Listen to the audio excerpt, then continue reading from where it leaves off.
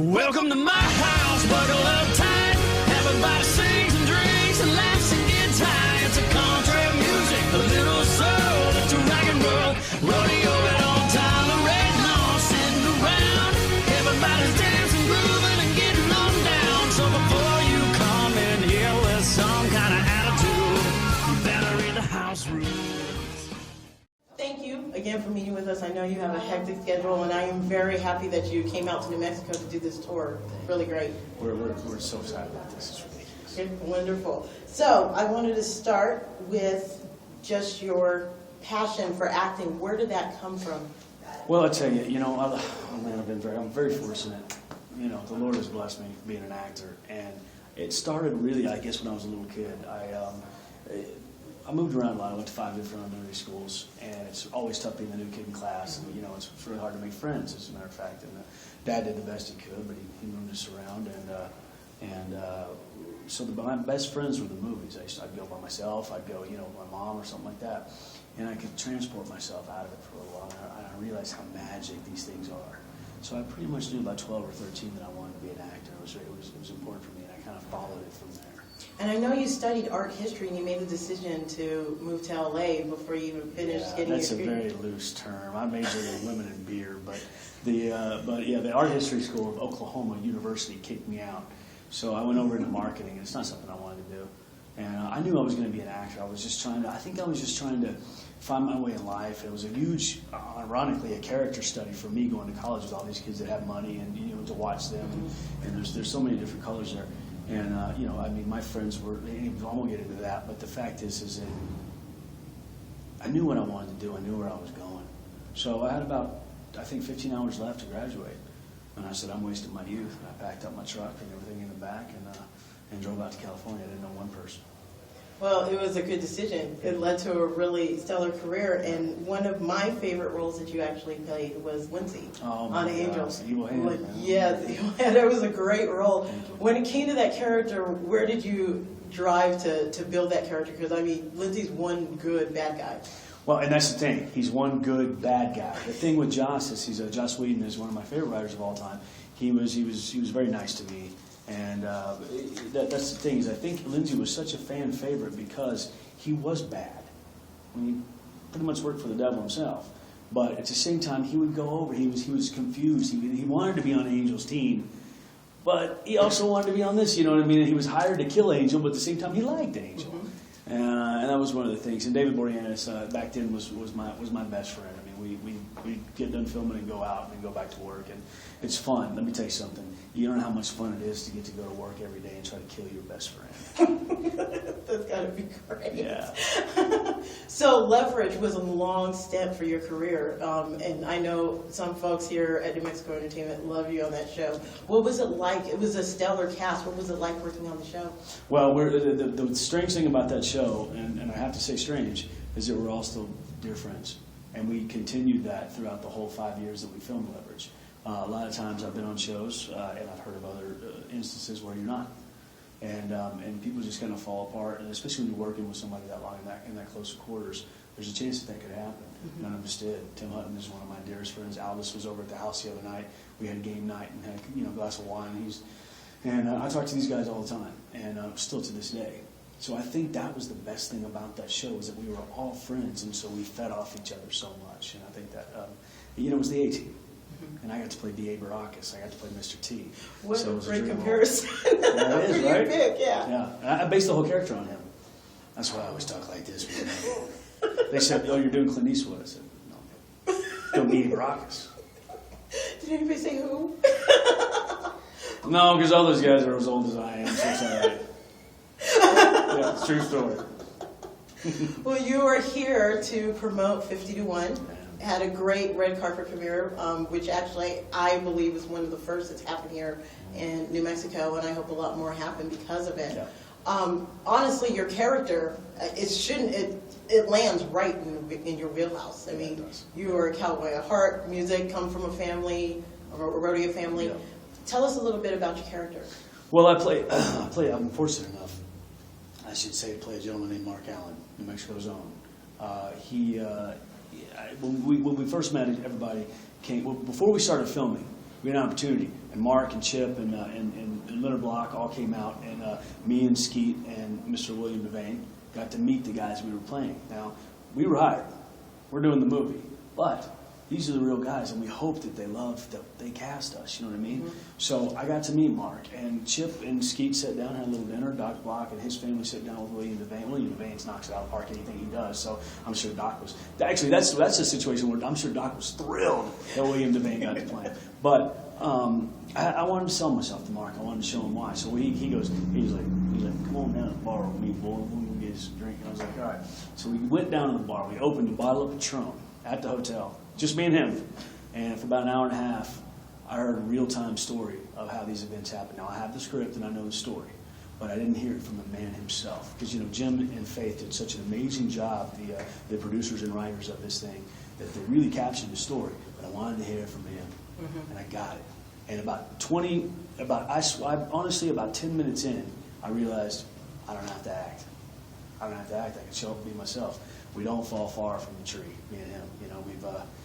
We've had our fair share of scuffles, and we like tequila. So it was one of those things where I was listening to his story and I went, I don't have to act. All I have to do is make sure that I nail some points and bring emotion out, because I can just be myself. And that was one of the best things about that. Like he said, thumbs up. I'm glad that you're playing me. And once he said that, it was over. And then when I saw that I didn't have to do anything, I could just be myself because we're the same. Mm-hmm. It was a breath of fresh air, and I got to go in and say these words and try to nail everything I could, because it was a fortunate event, I should say, that I get to play somebody like this, because his heart is big, and I like to think mine is too. So when it comes to the camaraderie of the cast, I mean, you could see it on film. What was it like working with the cast? Well, Mr. Todd Lowe, who's out on the road with us right now, he plays my cousin Kelly, and it was two. I think we were 2 beers in when we found out we were brothers.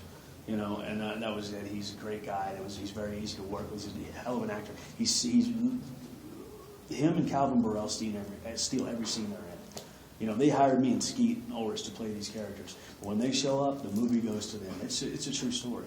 And with Skeet, Chip Willie and Mark Allen are dear friends. I mean, that's what this story's about, these two cowboys from New Mexico. And ironically, me and Skeet had filmed in Santa Fe, New Mexico 10 years earlier for Into the West with Steven Spielberg. And so he became a dear friend of mine through that. And so we kept in touch, and we knew each other. I mean, he was already a buddy, so it was nice because we got to roll right into these roles already being friends. And we didn't have to learn anything about each other. A lot of times you have to do that. It was like, I called him on the phone before we got the movie. I was like, "You're doing this?" He goes, "You're doing it?" I said, "Howard." So, and then I meet him. It was one of the biggest hugs I ever had. I hadn't seen him in a couple of years. We talked, but I hadn't seen him. We didn't have to work on it. That's another thing. I didn't have to find that relationship because I already had it with Ski, so it was beautiful. Well, one of the things I know that you are passionate about in your life, along with acting, is music. Yeah. Where did that love come from? I tell you, I grew up in Oklahoma. It's really hard not to like music. I mean, some of the best country singers in the world, Reba, Garth, Vince Gill, they all came from where I'm from, And if they didn't come from my hometown, like Vince Gill's from Norman, Oklahoma, then they came from a rivalry football town that we used to play football. I mean, Garth Brooks' water tower, home of Garth Brooks, you can't miss it in Yukon, Oklahoma. There's just talent down there. I didn't think it was me. I wanted to be an actor, and that's what I wanted to be. Ironically, the first role I got was a series that I loved to death called Fame LA. Nobody saw it, but I didn't care because it got me from nothing to something that I loved overnight. And the guy was a singer. So I started singing on that show, and I just found it bad. I didn't know how to play guitar. My cousin was a singer. I mean, it was like I just started playing guitar, and I started singing, and I went, I love this. And so for a long time, it's become a business now, which I don't really relate to. Acting has always sort of been an art and a business, and that's just how that thing goes.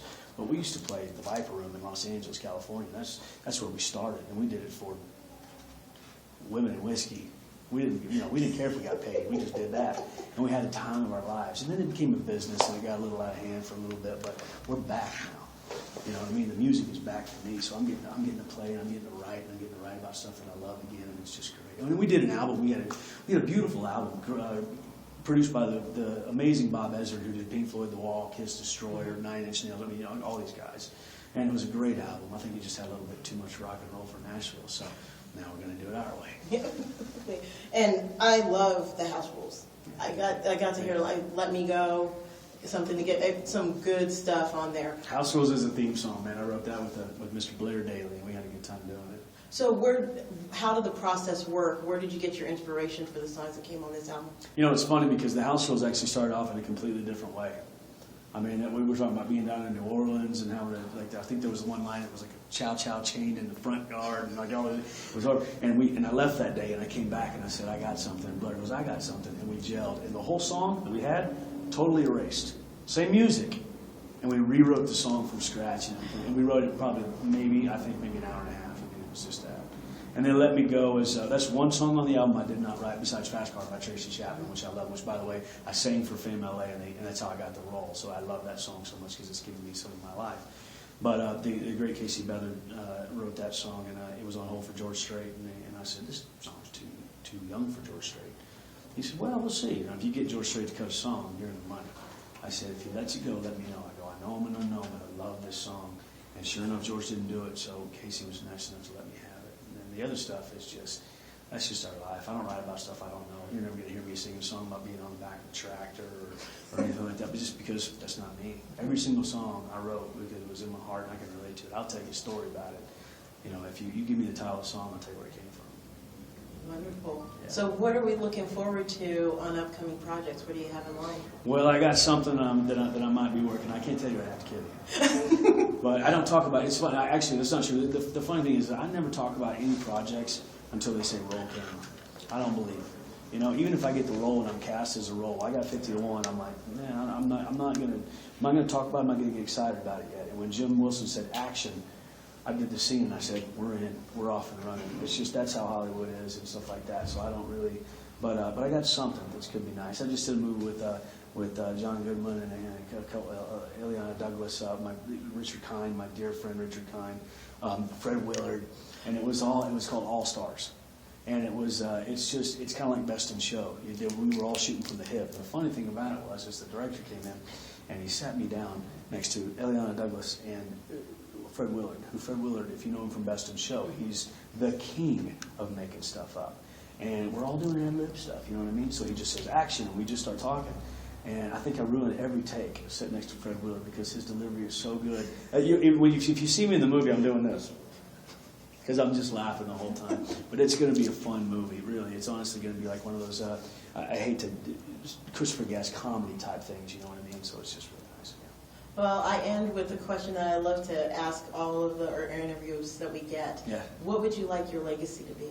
My legacy to be, I'll tell you what. There's a couple things that have happened to me in my life that you can put on a tombstone. Number one is my very first movie, Tom Selleck taught me how to be a cowboy. Number two is I got to play Robert Duvall.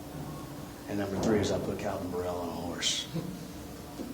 And so it doesn't have to necessarily be a legacy. You just write that on there and I'll be good. Well, I mean, we're in the business of immortality. No matter when I go, I'm going to be around.